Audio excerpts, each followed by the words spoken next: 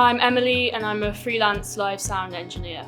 I work freelance for different venues around Bristol. I'm in-house, so I'm employed by the venue rather than bands. So I'll just be booked for when a gig is and I'll turn up and I'll work with bands, artists, whoever it may be, events, doing sound and sometimes lights as well.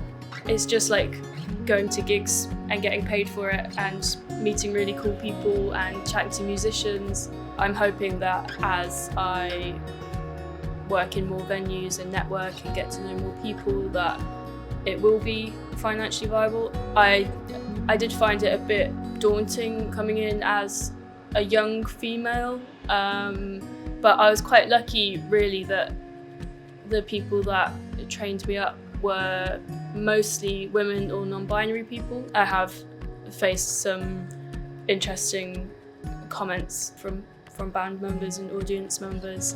Big blokes in a band walk into the room and I'm stood behind the mixing desk, and then the first question is, where's the sound guy? And it's like, well, it's me. It's not that difficult. I'm still behind the desk. Also had a few people just assume that I was bar staff as well, or that I was somebody's girlfriend, which is always a bit of a kick in the teeth. But I guess I quite like being able to say, no, I'm the person doing sound. The music tech industry is definitely becoming more progressive. That's something that the industry is really working hard to do. I think sometimes you've got to be careful that you're not